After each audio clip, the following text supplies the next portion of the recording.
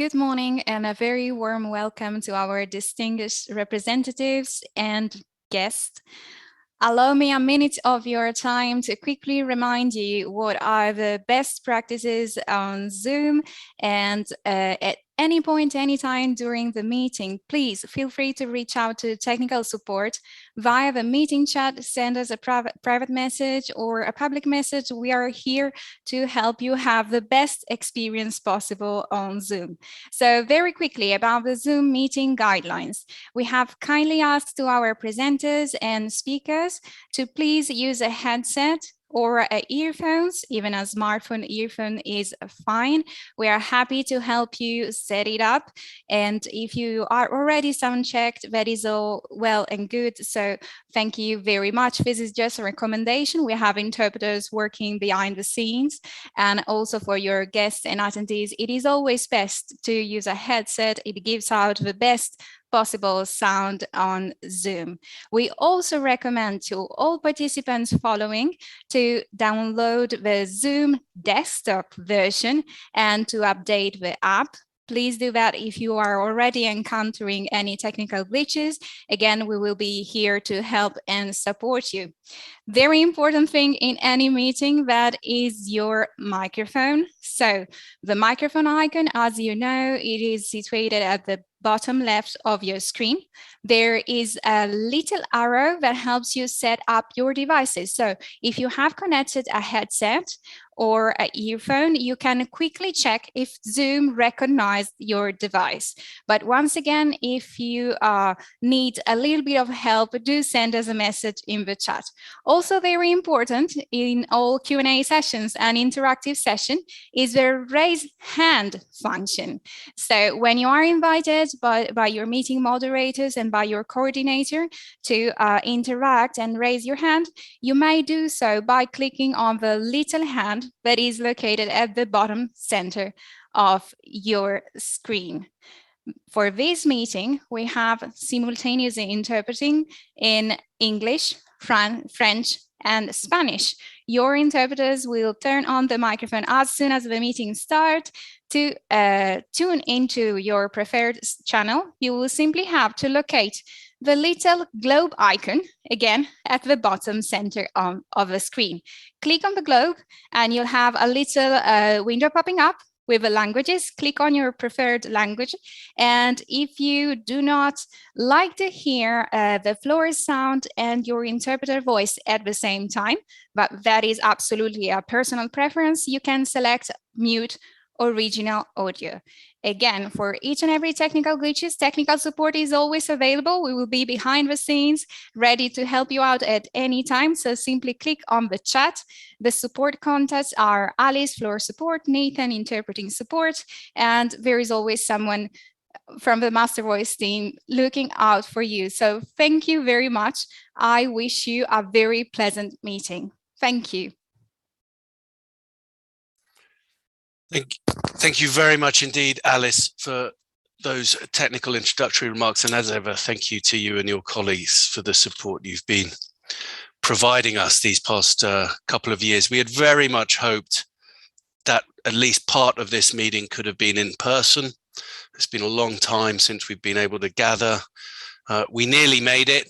Rooms had been booked, but unfortunately circumstances got in the way. So I am extremely grateful to everyone for, at the end of a busy year, dialing into yet another virtual meeting.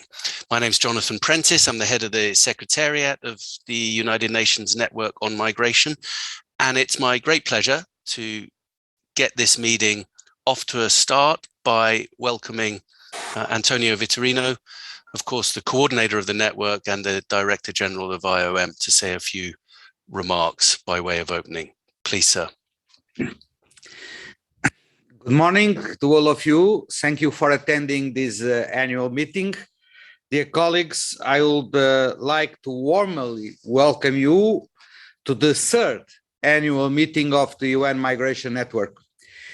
This gathering comes exactly 5 months before the International Migration Review Forum, set to take place in New York from 10 to 13 May, to be preceded by multi-stakeholder hearing on the 9th of May 2022. In my recent discussions with the President of the General Assembly, he assured me that Migration Review Forum is one of his highest priorities, and from my side, I assured him of the full network support. So let us take these 2 days together to not only reflect on how far we have come, but what we must do to support member states and all partners as they head towards the IMRF and above all, beyond the IMRF. The network, of course, has a particular mandate to support the forum, not least through the express request of the General Assembly to the Secretary General to provide guidance for its deliberations in his forthcoming biannual report. We must come away from the Migration Review Forum confident that we contributed to the best of our abilities in ensuring its success. And to my mind, a forum to be proud of will have 4 main components.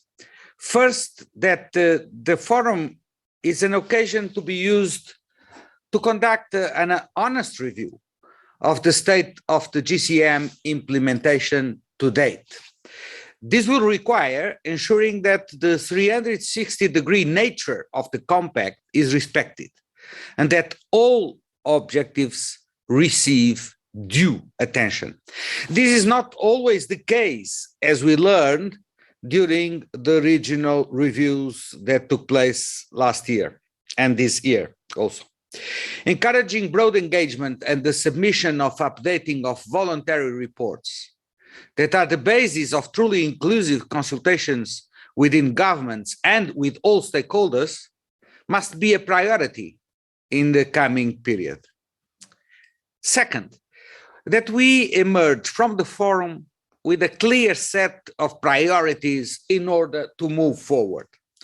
The forum will, of course, look back and acknowledge achievements since Marrakesh, but its integrity demands also that we recognize the many challenges which remain in the way for the full implementation of the compact and which impact so deleteriously to lives of too many migrants. How we address these challenges will be a clear test for the forum itself. It is a truism that the GCM was born in a degree of turmoil amidst the growing recognition that more needed to be done to protect those in vulnerable situations, that bring about greater predictability and address inaccurate, virulent narratives, and maximize the undoubted benefits of safe, orderly, and regular migration. A little over 1 year after the adoption of the GCM, WHO declared the COVID-19 outbreak a global pandemic. Since then, 229 countries, territories, and areas issued 111,456 travel restriction measures, stranding millions around the world. In 2020, there were around 2 million fewer migrants. Migrants were amongst those most affected by the pandemic, including through a lack of access to vital health services, vaccination particularly, through job losses or having to accept more precarious working conditions. Many were stranded across borders with no safe means to return home. Yet, migrants have also proved critical to the COVID-19 response in the health sector, in the delivery sector, and in the agricultural sector, with governments making critical exceptions to allow travel or extend work permits for essential workers. That we are gathering virtually today, when the plan had been, as Jonathan said, to be in person, is testament to the fickle nature of the virus and our ongoing struggles to learn new ways to manage mobility if we want to move forward as we want. It is just a meeting for us, but for many others, these disruptions take on an existential importance.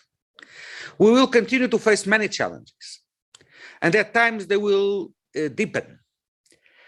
What is clear, however, is that the Compact is increasingly taking center stage in framing our discourse on how best to address those challenges. In focusing precisely on the challenges, as we must, we have to not undermine the validity of the Compact as the means for doing so, but rather uphold the GCM.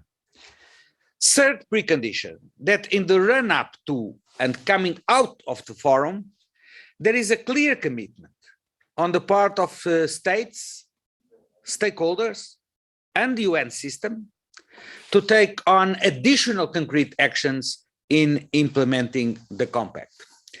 Last month, the principals of the network's executive committee agreed to a pledging initiative in advance of the IMRF.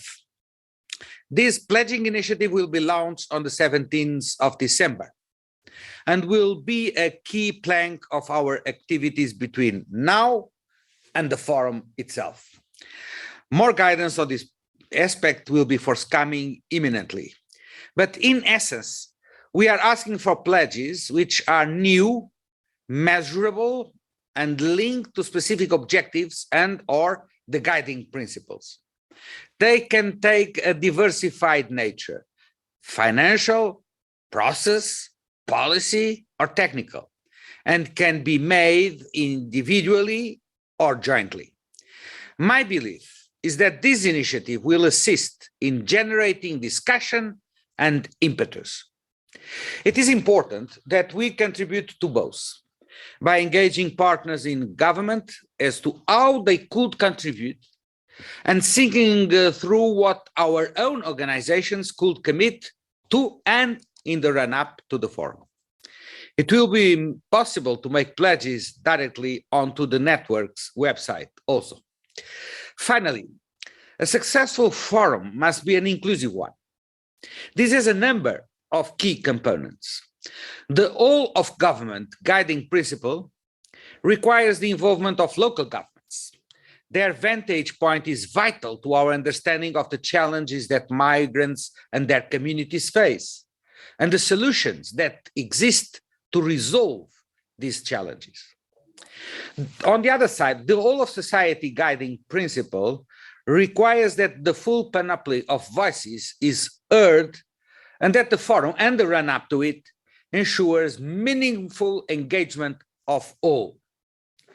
The Compact is notable for its extensive recognition of the need for collective engagement, but here I would like to single out in particular two constituencies whose voices, to my mind, remain still too often overlooked. I'm speaking about the host communities and, of course, definitely last but not least, the migrants themselves. Finally, the forum must be truly global. It must be open to all states, and states from all regions must see the value of participating in it, of sharing experiences, of learning from others, and from seeing further the benefits of truly cooperative action. Looking back, I am proud of how far we have come in what is, in the scheme of things, a short period of time. And I want to thank particularly all the agencies that have been engaged in the implementation of the GCM.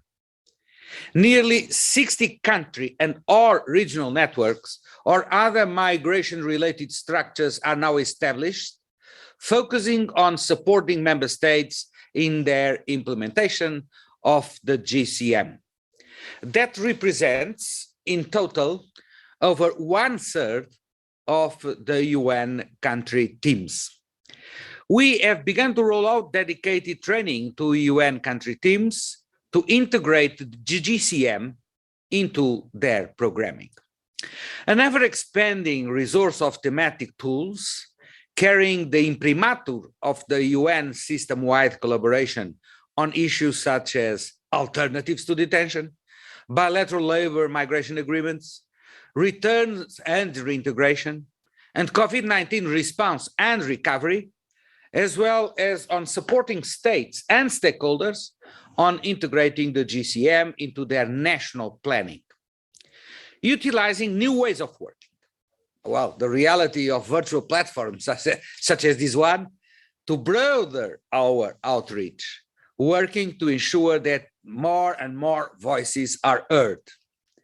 Support a growing, geographically diverse group of GCM champions who are increasingly in Geneva, in New York, and regionally, exercising leadership in promoting the compact as the framework for which to guide migration governance.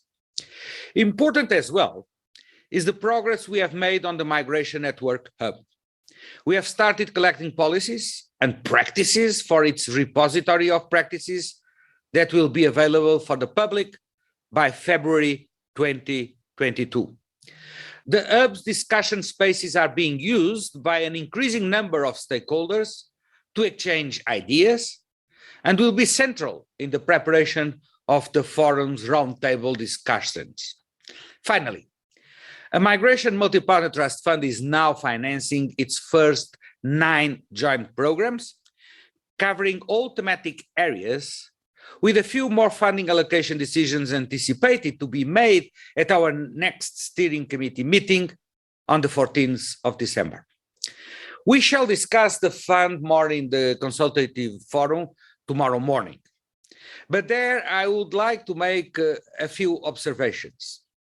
In its truly representative governance body, in being the first UN pooled fund with a dedicated human rights marker, in its alignment with overall UN reform, I think that the MPTF is seen as a market leader in collective financing around a specific given issue.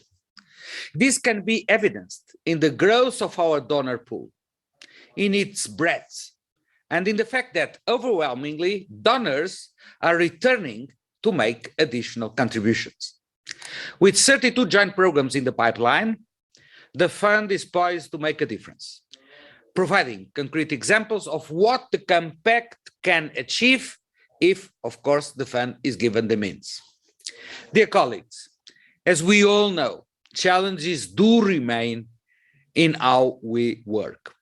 In particular, I would point to the need to strengthen linkages within the network between global, regional, and country levels. The need to ensure that the Migration Network Hub becomes the resource it is designed to be, our responsibility to be more agile in speaking with one voice, particularly on key emerging issues, and the importance of ensuring in particular greater engagement of grassroots migrants in our work. We must work on our strong start to address these challenges. In conclusion, we have a lot of work. Yes, we have, in the coming months. We have devised the calendar, launching the Secretary General's report in February, and providing a platform for broad consultations on the full panoply of GCM issues that will keep us very busy, but which is vital to ensure that we play our role in delivering on the forum. And I wish you all of us in the run-up to May and beyond. Thank you. Thank you very much indeed, Mr. Vitorino, for getting the ball rolling on this grey Thursday morning. This is my pleasure now to moderate the first formal panel of the third annual meeting of the network. Of course, we're here over the next 2 days to discuss our working methods, to discuss how we can improve our functioning as our network, as our outreach, to discuss what some of the key emerging issues are that we feel need to be better highlighted, to look at the multi-partner trust fund through the consultative forum, as the Director General just referenced, and to have a concluding session bringing all these elements together with also the participation of member states. But this first session will be looking at working methods. We set out a number of guiding questions to help frame the discussions over this coming hour or so, asking what we thought the key achievements and challenges that have been faced by the network in the past year were, how to ensure that we speak more effectively with one voice, and how best to strengthen relations within the network and with member states and stakeholders. I'm very pleased that to kickstart these discussions, we have a great panel lined up. Three of them.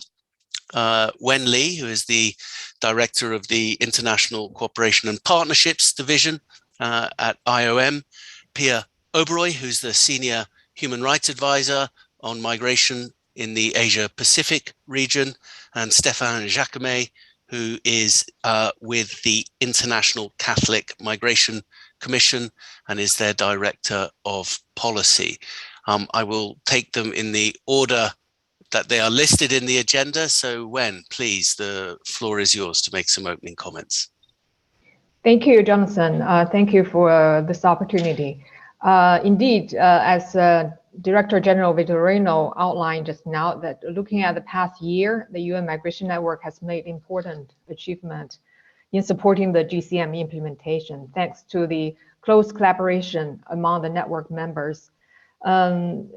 One important area of success is the Migration Network support for broad participation by governments and stakeholders in GCM reviews, both at country, local country, and regional levels. IOM, as the coordinator of the network, working together with other agencies and partners, supported almost 100 countries in submitting voluntary reports. And in the lead up to IMRF, we will continue to provide support to governments in preparing or updating their reports for IMRF. And also, over the past year, the network has strengthened advocacy by issuing joint messages and statements on such issues as climate change and migration, trafficking and distant work, etc. And also, the network has provided capacity building support for UN country teams on integrating migration and the GCM objectives into country level planning. Looking ahead, we suggest perhaps the network could build on the experiences and further enhance the impact of its work. For instance, further strengthening advocacy and communication on emerging and pressing migration issues. For instance, the situation for migrants in crisis, mobility restrictions, etc. Perhaps we could also look at how such joint messages could be amplified through regional and national networks and through individual UN agencies and other stakeholders.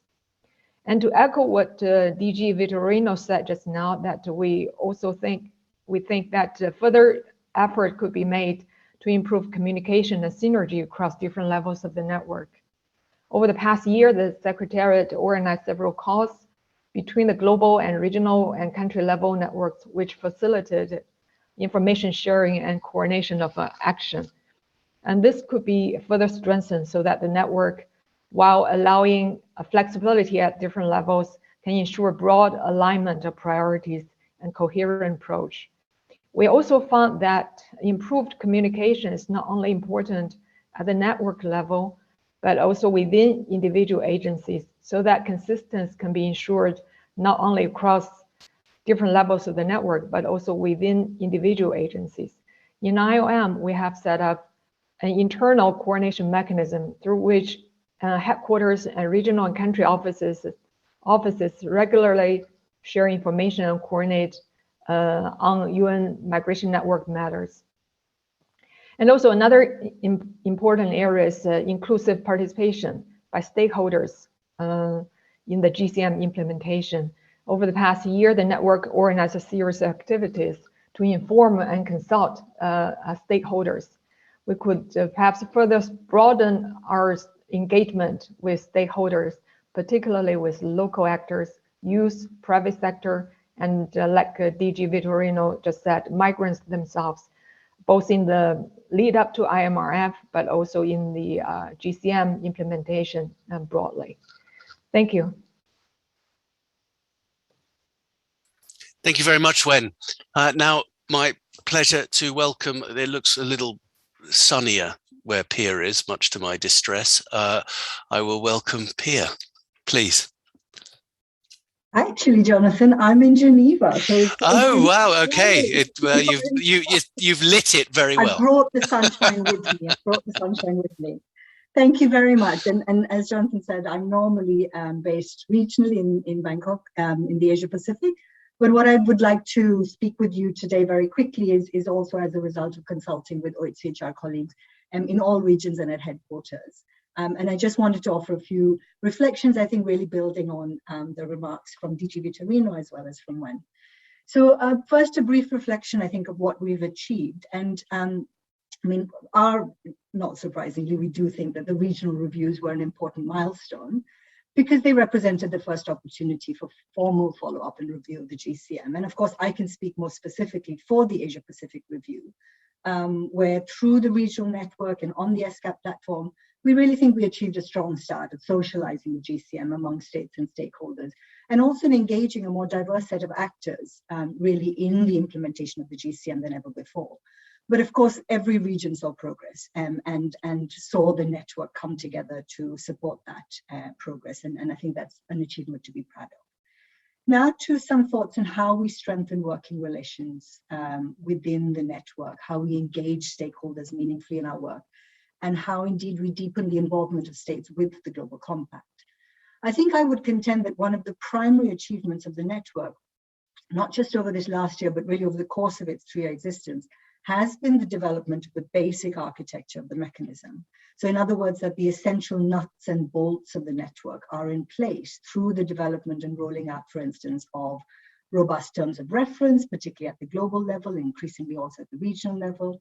And while we have seen, as DG Vitorino pointed out to us, some excellent progress in terms of the establishment of national networks, we think that the remaining and crucial challenge for us is how to strengthen support from the UN to GCM implementation at the country level, how we really make this country support fit for purpose, particularly, as we've said this morning, as we look toward the IMRF, from the vantage point of having completed the regional reviews and how we go forward with the follow-up and review process.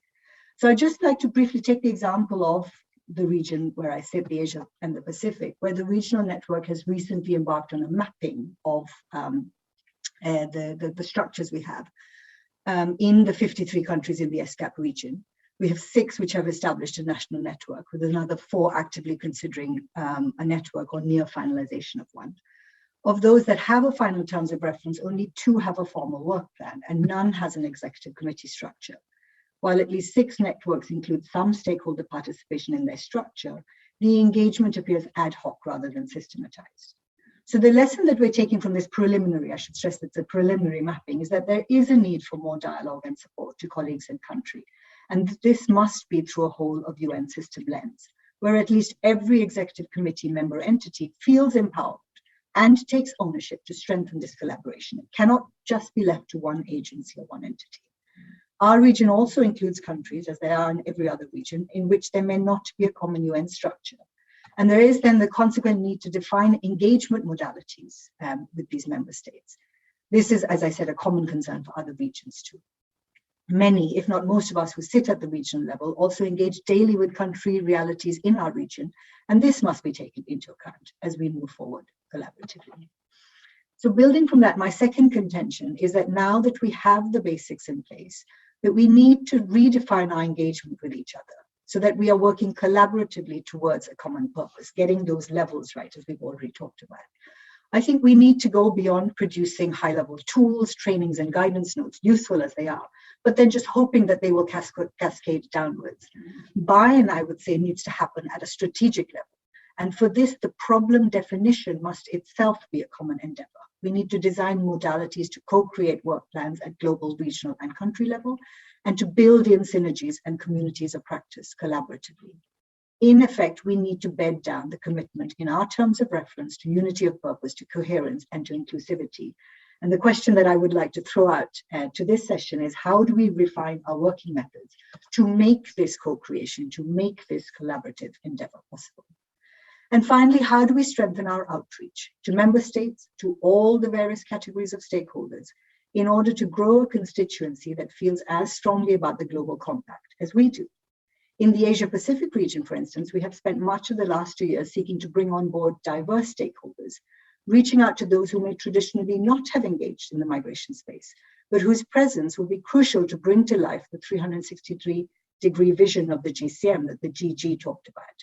We need to grow the list of champion countries in every region and ensure their active engagement, not just in the corridors of Geneva and New York, but as leaders in the practical implementation of the GCM's 23 objectives on their home turf, in their local realities. We also need to engage with countries that may not now or ever consider themselves champions of the GCM, but who, as we know, are crucial to the migration governance picture in their sub-region, their region, or globally.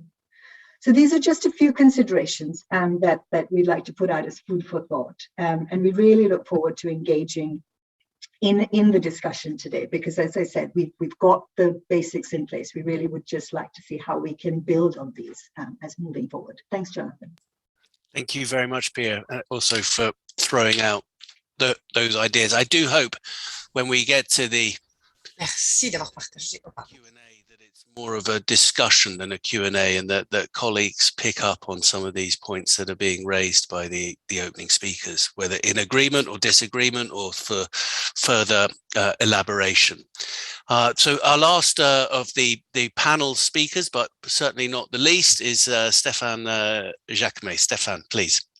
Thank you so much, Jonathan, for inviting me. So before this meeting, I indeed had a bit of discussion with some of our civil society colleagues, in particular in the Action Committee and the Global Coalition on Migration. So I have 4 points for reflection. So the first one is, I would say, the main, and I would add, quite remarkable achievement of the UN network is its high level of professionalism, its relevance, its proven capacity to support states, UN organizations, and UN country teams in the implementation of the GCM. The network is offering clear priorities, proper guidance, as well as timely, topical, and strong statements. We see a better than expected response from UN country teams. I think that the DG mentioned the number of country teams engaged is really impressive, as well as migration ownership by individual UN agencies, an ownership which is directly related to the coordination work of the UN network. Many UN agencies have provided guidance and written reports that have relevance not necessarily seen in the past. We have also witnessed more consistency in messaging across UN agencies. The second point, and this is a bit unfortunately, because as we have seen the UN network growing and maturing, we have witnessed in parallel a decreasing engagement from states. Indeed, not all, but unfortunately a majority. We have seen in a number of cases a no-risk-taking attitude, while the COVID-19 pandemic precisely requires states and governments taking risks. With notable individual exception, there has been no real collective state leadership. I'm not sure how we can find the right balance between the UN network remaining propositional and governments going beyond a timid commitment and being in the driving seat. The Champion Countries initiative is a great idea, is a great initiative, but we would need more champions among the countries which are mainly destination countries. My third point, While there is a principled approach when discussing thematic priorities, we also see some hesitancy to have a full-fledged protection of rights-based agenda and to build solid bridges between the GCM and the GCR. As civil society, we fully realize that many governments are quite comfortable with treating refugees and migrants separately in a kind of a silo approach. But we also believe that we can collectively be more creative to ensure that migrants benefit from a corpus of protection tools, which indeed belong to applicable human rights, but can and should be inspired as well by refugee protection. We count on the UN network to be a catalyst in that respect. Finally, my fourth point, I would kindly ask the UN network to be a strong advocate with governments and the President of General Assembly for an inclusive, representative, and self-organized civil society, in particular in the IMRF, but also beyond, in all UN organized events. As far as we can assess today, we don't seem to see in the IMRF the level, fluidity, openness, and transparency of dialogue witnessed both during the negotiation of the GCM and in the GFMD. The latter bringing to the table two essential partners, the private sector and the local authorities, which must be included in their own rights. We fear that we are one step back compared to 2018, both in terms of state substantive commitments and multi-stakeholder dialogue. We would like to propose to the UN network to organize two specific sessions on civil society's representation, listening to and learning from each other. The first session would focus on migrants, migrant organization, and diaspora's representation, and the second one on global civil society's self-organizing. Thank you. Thank you very much, Stefan, and particularly for those that last recommendation, which I'm sure we can very much support you with. I just wish to reassure you that we are doing our best. I think this office of the PGA, as the DG said, is taking the IMRF seriously. We've seconded a colleague there. She is very well versed in the need to ensure open, inclusive spaces. So within the strictures of GA processes, you can be assured of our commitment. Just before opening the floor up, I want to just make a couple of additional points, riffing off of some of those opening presentations, if I may. Firstly, coming to Pia's points, is we absolutely do need to figure out how we can either translate the global into the national or make sure that there is a degree of fluidity and coherence within there. I don't think the distinction is, this is not what Pia was saying, I think it is, but I just want to be clear, it's a false distinction whether it should be global or national, because I think the two really do link in extremely closely. You couldn't have a follow-up and review mechanism, for example, without both of those elements being absolutely intrinsic to this. One other point I would like to mention, the DG mentioned it in his opening comments, and I think jives with this overall point, is that the hub, the Migration Network Hub, that is mandated. It is not just a task that we have, it is also an act of GCM implementation. It is not going to succeed unless we all feed into that, whether that's at the global or the national level. So I would very much welcome colleagues in their comments and reflections actually throughout these 2 days to think about how we can turn this hub into the reality it really needs to be. Another point I would like to discuss, and we've discussed this in the executive committee quite a few times, is how we get the right balance between, on the one hand, the inclusivity and the unity of purpose and making sure executive committee are fully involved, including at the country level, which I absolutely support, with also another principle of our working methods, which is that of agility. And it has been frustrating to see how collections of executive committee members have been able to speak out on urgent issues, going solo or in individual or in smaller partnerships, rather than bringing the voice of the network to it. So how we can speak out on, as Wen said, situations of crisis, I think is something where we have been lacking to date. And then just a few final observations on the member states, on non-GCM champions, on those states who are unlikely ever to become GCM champions. I think, again, that's a very important point. My sense is that the IMRF is going to provide a opportunity for states, irrespective of their association with the GCM, to discuss migration governance in a G8 setting.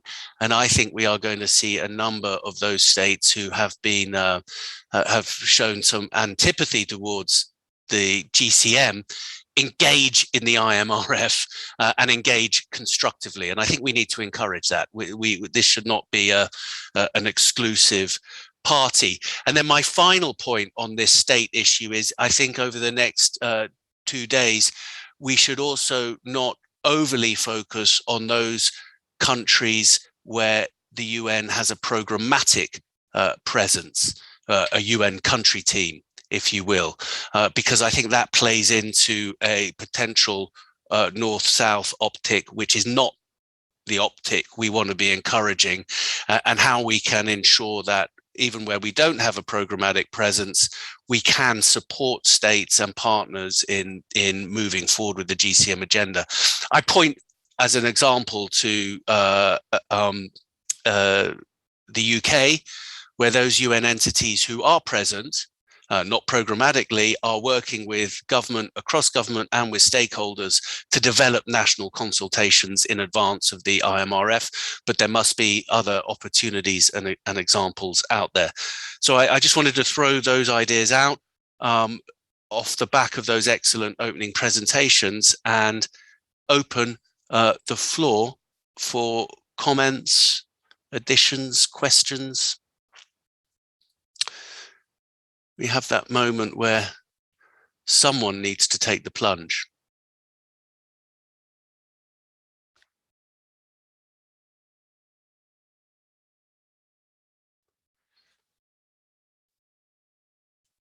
I see Ray. I see a hand up. Ray, please. Hi. Good evening from Hong Kong, and hello to everybody. My name is Ray. I'm from the APMM, and I'm really thankful for all the inputs that have been shared by our speakers.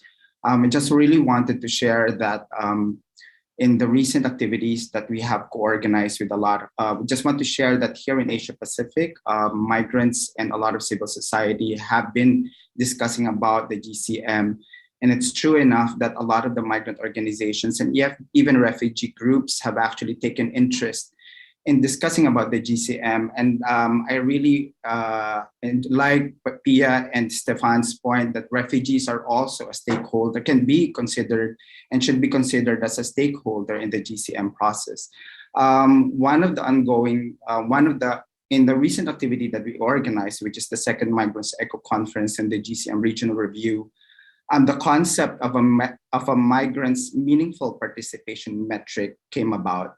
And I think this is something that maybe that the UN Network on Migration can consider as a pathway to ensure that migrants and other civil society and other stakeholders can actually meaningfully participate in the whole GCM process, may it be at the national level or even at the global level. this can be something that we can also consider as part of the IMRF and the pathway towards the International Migration Review Forum. And this is an ongoing conversation among different organizations. And it's really interesting how a concept such as a meaningful participation can actually be really grounded, and try to flesh it out so that different actors such as the migration network, governments, and even the stakeholders, especially migrants, can ensure that this becomes really meaningful and effective for us. Some of the suggestions that came about there would be language justice, making sure that the challenge that of materials becoming more comprehensible, I think migrant friendly. There's also the idea of co-creating spaces between migration and the UN governments and even stakeholders, so that they can actually have this conversation in all different levels.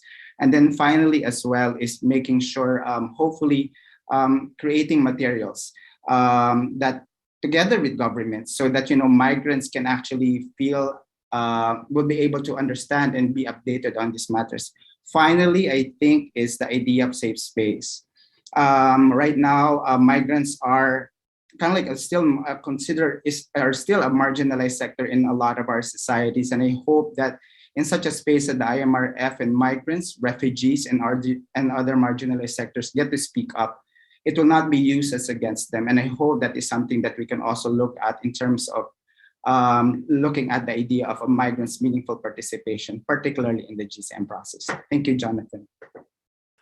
Thank you very much, Ray, for those very good suggestions, observations, and breaking the ice. Hugely appreciate always the first one up. Do we have any other interventions at this stage, including from the panelists? They shouldn't mute themselves.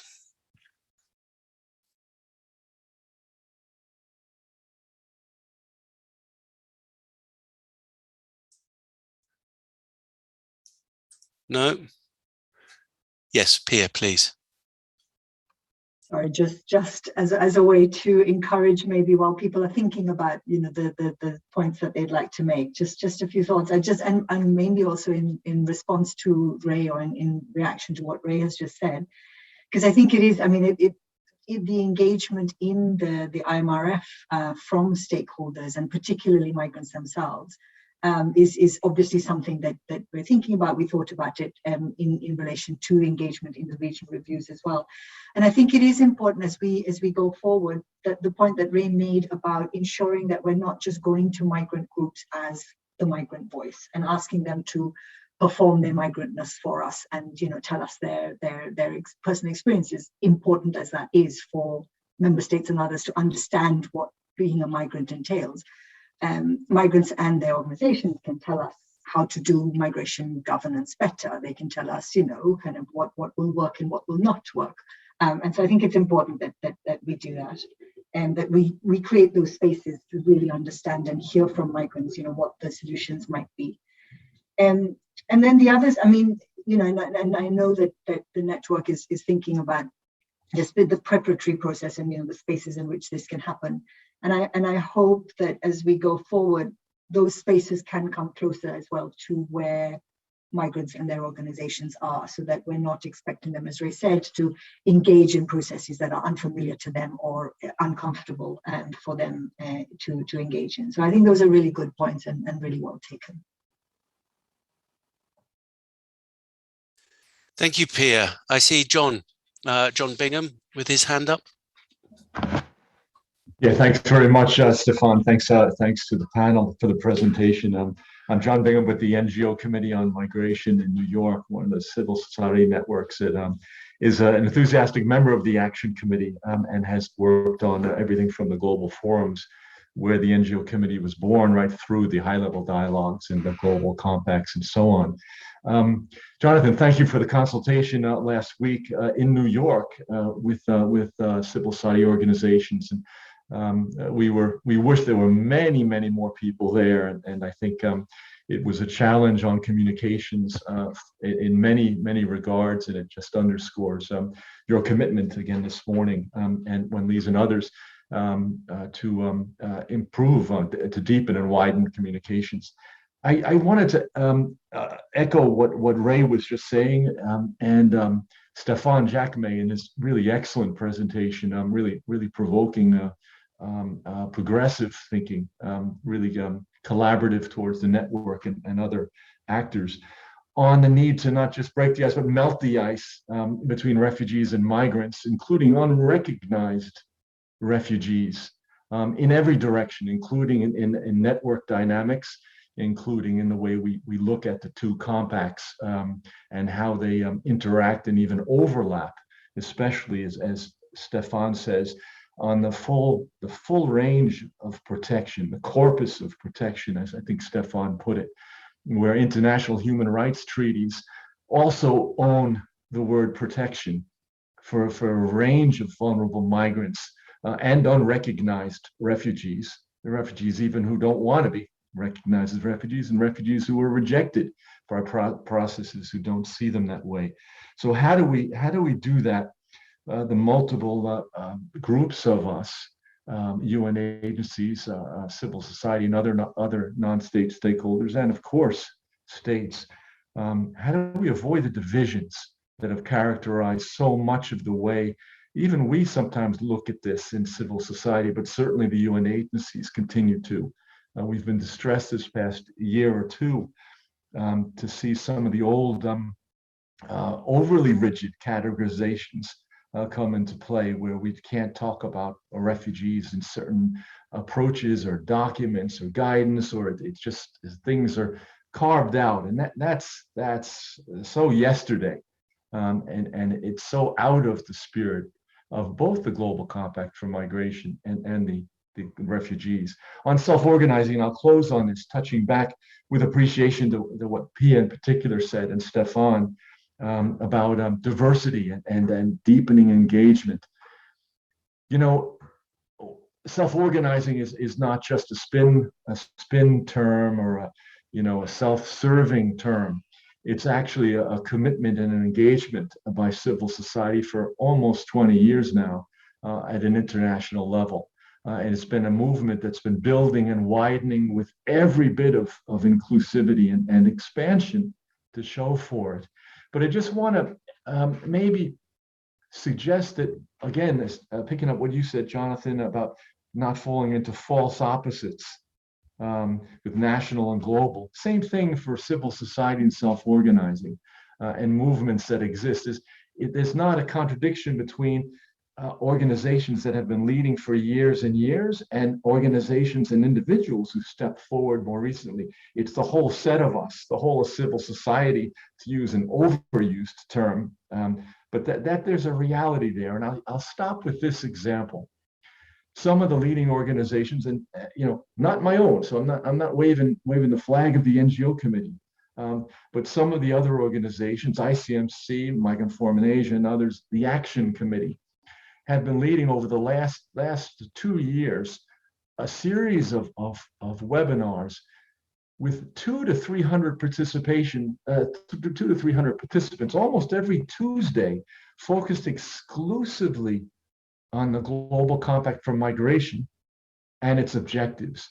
The first round of 5 rounds started looking at every single one of the 23 objectives as a meeting point, as a converging point for civil society, new actors, real actors, grassroots and national, as well as regional and global. And over the course of 2 years, 5 rounds of these. This week involving states as well as civil society, other weeks involving business and local authorities, other actors, academics. But this week, Bangladesh, Portugal, and Indonesia, talking about regularization and regular pathways in depth, progressively getting deeper, progressively getting stronger, and progressively getting wider. And I think that approach of what in the climate movement, they call it a non-government constituency, a constituency group, that in the climate network of actors, they say is essential to moving things forward, especially with such large numbers of civil society and other actors. So just to put that forward, to rebalance a little bit there, and I think recognize the great value of the self-organizing, the added resources, the added fundraising, and the same interest, sometimes a little more progressive than UN agencies have. Thanks. Great, thank you, John. I fully agree with all of that. I think that, there is no monopoly on these conversations. That would be extremely destructive, I think, to the whole enterprise, and building up this ecosystem of interlocking, mutually reinforcing discussions in different configurations is, I think, what we should all be striving to achieve. I've always made the point, you'll have heard me say it, that the 4 days or the 5 days with the stakeholder hearing of the IMRF is clearly very important, but in and of itself, we shouldn't overstate it. The process leading up to it, the process coming out of it, is absolutely at least as vital, and obsessing about the choreography of what is a GA event and is got very limited room for flexibility, I think is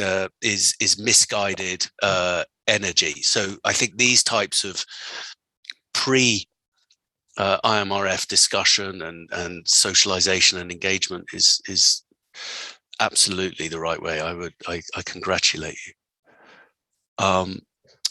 I don't know. We have a large number of colleagues from the network. I'm almost tempted to single some out and put them on the spot. We have agencies from the executive committee, colleagues from regional hubs, from country level hubs, including where we don't have country teams. Is there really no comment or observation to be made?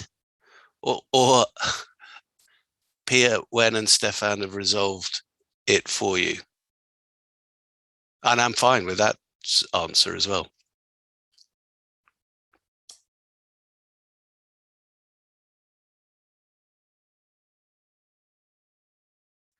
Please, I see a hand up. If I'm trying to get the name, Ruminaui. I am probably massacring your name, for which I apologize. Yes, please. I see you up on camera.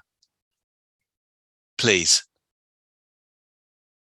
Bueno, un saludo grande. Mi nombre es Vladimir. Yes, just a big shout out to everyone. My name is Vladimir Pasves from the Rominawi Association. A shout out to Jonathan and everyone else that's here. We're Latin American migrants in Europe and Spain precisely. I would like to say that I'm very happy indeed to be able to listen to your talks when you're talking about giving priority to diasporas. I think that's really crucial here. It really is crucial. We also put together days, special days and sessions. However, the governments are often closed in and don't give us enough openness. And so we'd like to really put a shout out from here to ask whether we can all come together and work on this, because we do think that it's high time to start working as a network to open up and to work together. But please, can we put a call out to the governments to say that the civil society does want to work with them? It is true that sometimes we do have a harsh discourse because reality is what it is, especially in South America. We've got the forced disappearances, we've got the deaths, we've got the deaths in the Mediterranean as well. And here in Spain as well, there's strong criticism of the expulsion of 2 minors who, so we were told that no minors would be forced to leave the country, and then this happened. So basically our petition is that diasporas are given a voice, migrants are, refugees are given a voice. We have to have the right voice and be able to put forward good migration policies. Thank you very much. Thank you very much for that point, which I hope everyone agrees with. I see Monica from UNDP. Please, Monica.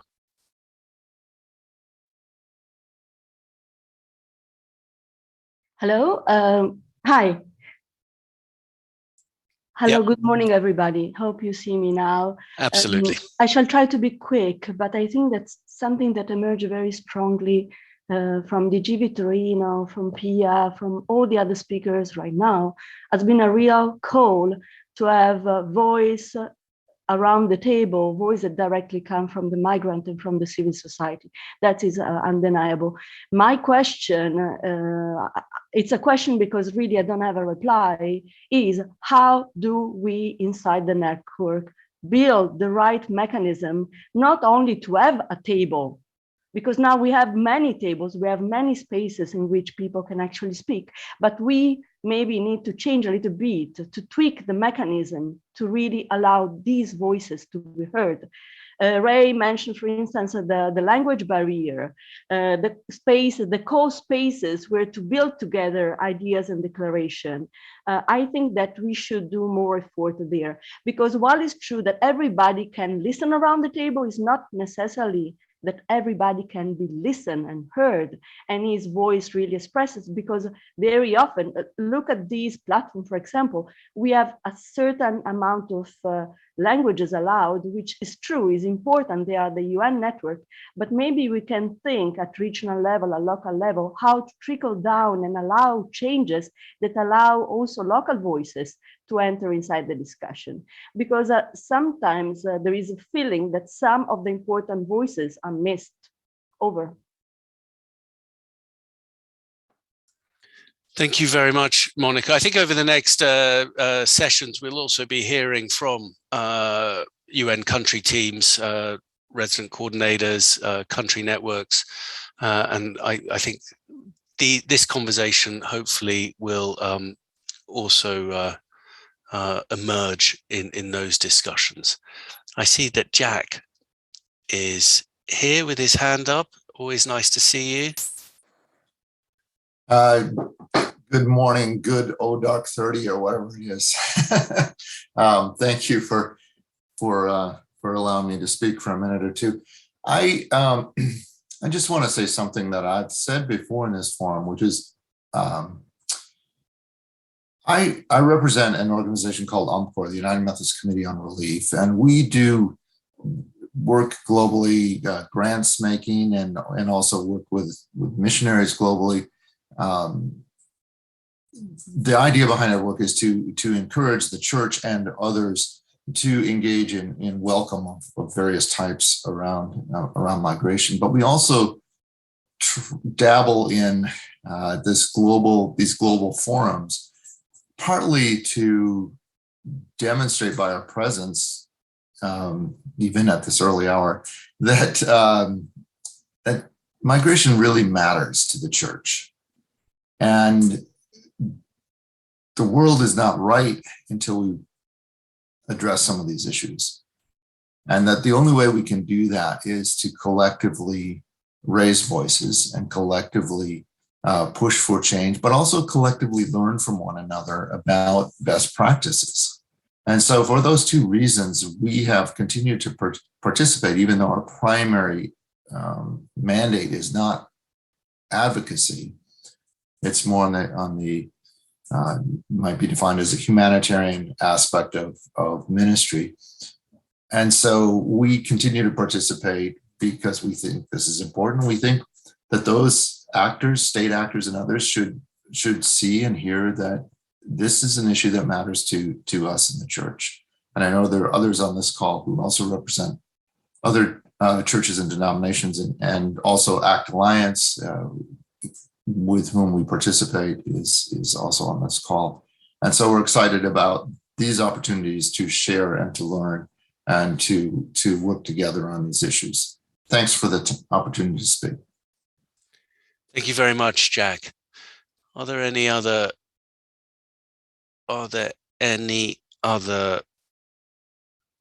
interventions? I see Sam from UNHCR. Sam, please. Thank you very much. Can you hear me well? Yeah. Yeah. Yes. Hi to everyone. Thank you so much to the speakers for the presentations.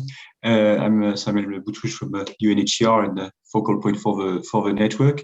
Maybe just to add a bit to the discussion and regarding notably the references to the need to close the protection gaps, as we actually repeat in the network. I think what matters is very much indeed to work more on coherent implementation of the two compacts. And I think there have been efforts lately to actually work closer towards that. The distinction between the categories is there and involves actually different standards. So we would think that indeed making sure the two compacts are mutually reinforced, especially on overlapping areas like trafficking or anti-discrimination, would be the best way to close these protection gaps, especially for those who are denied refugee status and obviously still need protection in light of all the human rights standards. So I think we have many examples in mind in this regard, including at the country level, where actually IOM, UNHCR, and other agencies are working closely together under the same coordination platform to make sure the two compacts are implemented actually in a coordinated manner. The cooperation we had also and trying to draw the lessons from our own pledging campaign in the context of the GCR to help the network to initiate a pledging campaign for the GCM is also another example of how we can draw from each other's experience. And I'm confident, yeah, this will increasingly be the case. Thank you very much. Thank you very much, Sam. Are there, and I see Paul from ILO. Please, Paul. Good morning and good afternoon and good evening to everybody. Just to sort of follow on from this discussion on how we are bringing in both migrants and key stakeholders. Obviously, from the ILO perspective, the perspective of migrant workers is really critical, but also the perspective, and that's sort of as migrant workers themselves, but also channeled through representation in workers' organizations, and how they can also be involved in national discussions, such as the voluntary national review processes, because there's a critical point. We should also pay particular attention to the role of private sector and employers organizations. They are in many ways the key drivers of labor migration, which, as you all know, is the #1 driver of migration in the world today. And so they really have a critical role, both in terms of developing policy, because we need to know what they need, and how to respond to their needs, but also in terms of then they are in many ways, as the point was made earlier with local governments, they're also on the front lines of actually implementing those policies and making sure that migrant workers are able to access decent work. And we know from our discussions that they are very concerned to ensure that business practices and recruitment practices are fair, that those who actually follow the rules and who act properly aren't finding themselves undercut in their engagement. So this is something we really want to highlight in the context of the GCM, also in the context of the ongoing reforms of the development system, and the rollout of things like common country assessments. And we're happy to work with the network and its members to ensure this. So just a few points from our side. Thank you. Thank you very much, Paul. Indeed. And then I see Christian. Please, Christian. Yes, hi. Thanks, Jonathan, and then hello, everyone. Thank you very much for the introductions, for the discussion starters. I think they all raised important points. I think one of the things we're looking at is and several speakers have touched on this, is the importance of broadening the conversation around the GCM and around migration in general, and especially at the national level as we're looking towards reviewing progress. And Jack whose organization is a member of ACT Alliance, has talked about the role of churches in this regard, for example. So that's something we're trying to do to capacity build internally as well, and to draw in those who don't spend the majority of their time perhaps talking about migration, but about related issues that are very important. And I think that's one of the things where we could look at, and I was grateful to Pia for mentioning a little bit some examples of how the network is trying at national level to further these conversations. What we're experiencing is with some of our members in country is also that there's still a wide-ranging, I would say, lack of clarity, even at government level, sometimes about how issues that are of significance to the GCM and its implementation are sort of divvied up between different government departments at national level, at local level, and so on. And we hope that this process that we're now engaged in, this road towards the IMRF, will bring some of these a bit closer together. And I'm explicitly including in that countries that was also mentioned who are not yet champion countries, and I agree with the analysis of others that there's a dearth of countries that are destination countries to be engaged in this group. But I do think we need to find ways of engaging countries that may or may not commit to becoming champions. And therefore, I think it will be very important if also, and if we could talk perhaps about between stakeholders in particular about how we can further conversations that are not primarily aimed at an expert audience, but that are able to draw in people from ministries, from departments that are perhaps not full-time engaged with migration issues.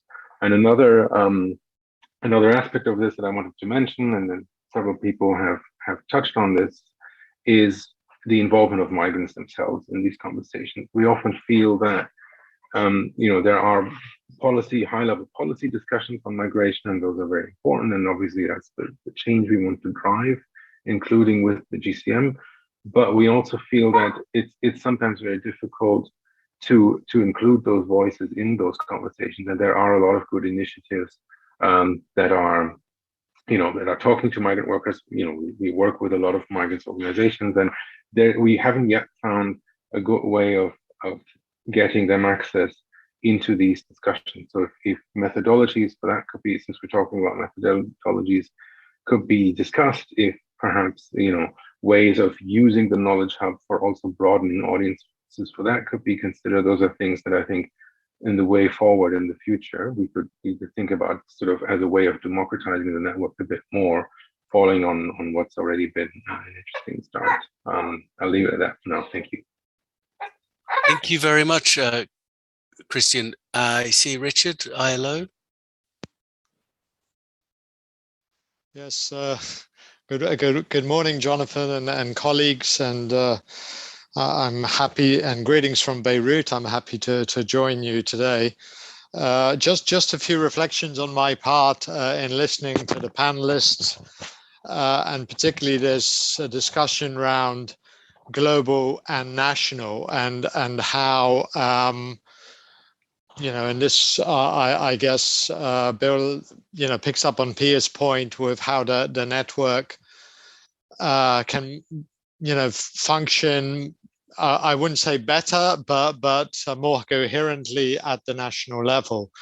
And here in the Arab States region, I in addition to participating as representative of the ILO in the regional network, I also participate in 6 national networks across the region. And they're very different animals. And there are quite a lot, recently, in fact, in a briefing for member states in the Arab region about a couple of weeks ago, I spoke of the experience of the Jordan network, which in comparison to some of the other networks is actually quite advanced, because it has sort of regular meetings with government now, and not just one ministry, but a number of ministries coming together. And in fact, there will be another meeting next week. And also it is a network which actually has non-UN agencies as integral members. So other networks are quite different. the involvement of UNCTs. I mean, that all in principle have been established under the auspices of the Resident Coordinator's Office, where there, of course, is a UNCT. But the engagement of that office and the resident coordinator, him or herself, differs. You know, in many of these other countries, there hasn't really been a sort of systematic engagement of the network or with the government around GCM implementation, although there has been some support to some of the voluntary national reporting. So it's a very mixed picture. I'm just giving that example from my experience. And so perhaps something that the global network may wish to give some thought to, and this is something that we've done sort of within the ILO, and Pia also mentioned the mapping that they did in the Asia Pacific region, is to try and have a sort of a survey perhaps of national networks, looking at some of these areas that I've referred to in terms of how the networks operate, how they engage with government or not engage, as the case may be, as well as other stakeholders. And, you know, there are a number of other criteria that one can point to that might be worth looking at. So that's just, I guess, a concrete suggestion from my end with regard to this discussion around global national. And, you know, my sense is, of course, that when it comes to the GCM, okay, it's a global framework, but really, its significance would lie in terms of effective implementation at the national level. And this is where the national networks can play, you know, a key role. Thanks. Thank you very much. And there was also recently a letter by the coordinator and the head of the development coordination office to all resident coordinators, encouraging them to mobilize, including with stakeholders, using the IMRF as a hook. I don't see any other hands from the floor, so I may turn to our panelists, because I think we're scheduled to end at 11. I may turn to our panelists. They weren't notified of this, but to see if they would like to have any concluding comments or observations. When? Yes, thank you. From my side, I think like many speakers already mentioned, that this broad and inclusive participation by stakeholders in this IMRF and GCM implementation is really critical. One speaker mentioned the diaspora's role, and from IOM, we have a long history of working closely with diaspora. And actually, we're planning to have organized a diaspora conference together with some other partners, probably in April, to discuss, of course, the role of diaspora in promoting social economic development, but also achieving the GCM objectives. And hopefully we can come up with some document or report which can feed in, which can be submitted to MRF as the contribution from diaspora community. So we look forward to active participation from diaspora communities. Thank you very much, Wen. Pia, would you like to say any closing words? Couple of thoughts. Thanks, Jonathan, and thank you to everybody for a really interesting discussion. I thought just 2 points. One is that the 360-degree vision of the GCM, and it's relevant because it means that there's so many people at the table, so many new people possibly at the table, because the previous spaces in which we discussed migration globally, regionally, nationally may not have had that same breadth of vision. So I think that that is a challenge and it's an opportunity, because it means that we have to think about how we engage new actors, and obviously we have to continue to encourage and build the engagement of those, as John said, who have traditionally been engaged in this space. And I wonder really, the second point that I wanted to make was really picking up from Rishad's point about the engagement at national level and how the UN can support it. because I think it's not just the endeavor, as I said at the beginning, has to be a common one. So it really is about how we see in these national networks a whole of system approach and a whole of society approach. How do we ensure that we're all working, coming together in these spaces, and overcoming the barriers? And I think this will be looking at the IMRF. I mean, I didn't want to make, the network is obviously much more than just the IMRF, as the GCM is much more than that moment in time at which that review happens. But we have to think meaningfully about the barriers to access. We've talked about language barriers, and I would say that they're not just, the words that we use, but also the spaces in which we communicate on the GCM, as well as just prosaic things like time zones. And in my region, the Pacific, for instance, is never able to join conversations meaningfully. And this is something that, we do need to kind of think about. And then really thinking about how we can use this as a way to build momentum. So I think that there are some working methods discussions still to be had, and I am hoping that this conversation will maybe resonate through the rest of the meeting as well. Thanks, Jonathan. Thank you very much, Pia. And Stefan. Thank you, Jonathan. Three quick points.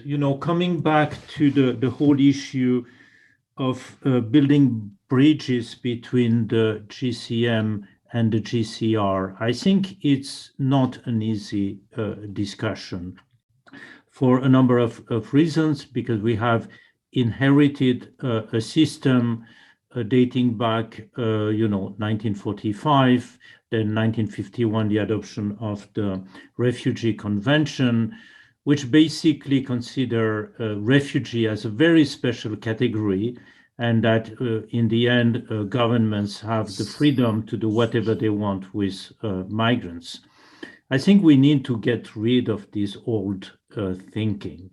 I'm not saying that we should just apply strictly refugee protection to migrants. There would be a lot of opposition from governments, but we need to be creative, and we need indeed to make sure that those bridges are being built and we don't keep both systems separated. It needs a bit of, it needs to be clever, because we can expect a number of strong reaction from governments, but depending on the way it is presented, I'm sure that governments will buy it. A very simple example, during the negotiation of the Global Compact for Migration, as soon as the word or the expression non-refoulement was mentioned, a number of governments immediately opposed to it. At the end of the day, the language regarding the non-returnability of some migrants is very good, and it's very close to the refugee principle, but I think the drafters were clever enough not to use the expression non-refoulement. So I think there are many, many ways of being creative. Secondly, indeed, reiterating the importance of the national level. I mean, migrants are human beings under the responsibility, under the law of individual governments. So this is where the real issues are being discussed, and this is where the fate of the government lies. Finally, the whole issue of migrant representation, civil society representation, I think we need to have that discussion. And again, it's not necessarily an easy discussion, because no civil society organization can pretend to be fully inclusive. We are struggling to make sure that most organizations are around the table, but we cannot reach out to everyone. It's just impossible, including when you have online groups, et cetera, which can be extremely influential. So we need, as civil society, to do our own homework to ensure as much inclusiveness as possible.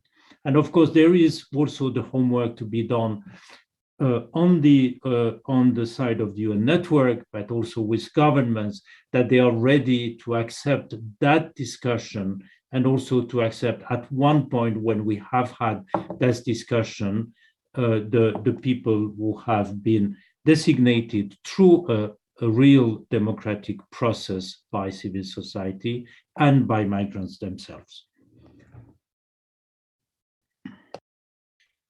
Thank you very much indeed, Stefan. I think that was really a very good way to kick off the discussions. I really want to thank the three panelists for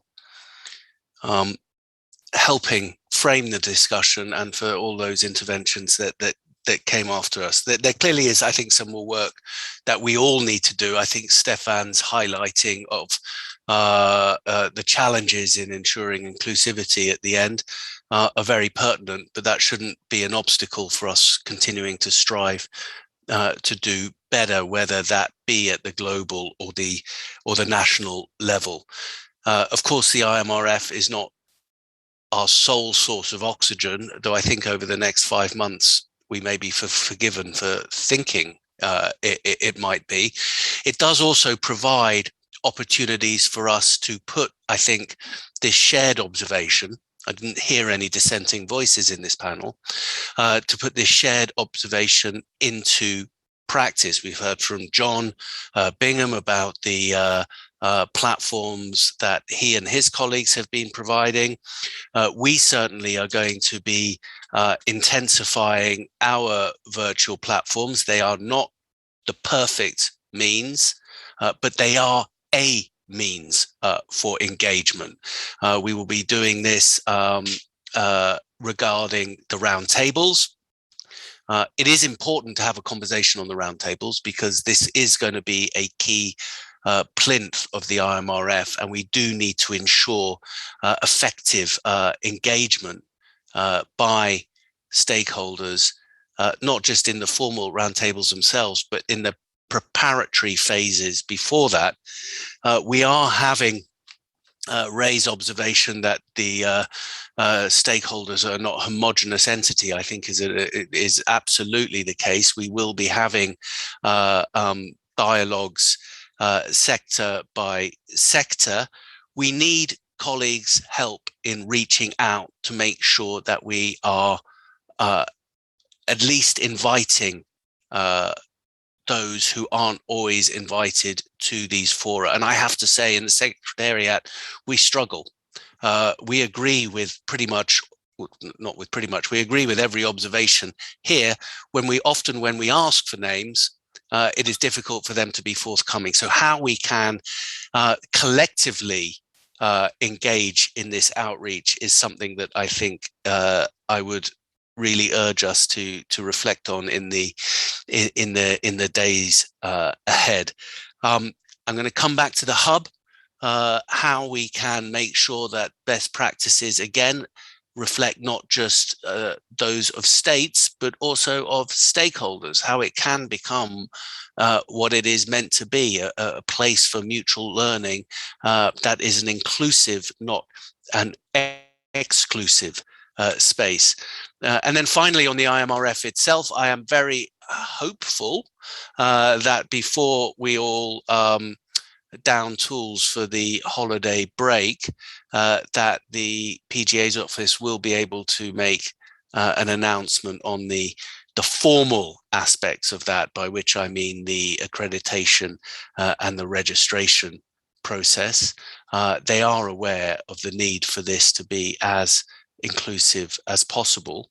And I'm hopeful as well that I was struck by what Stefan said about a step back since the GCM negotiations.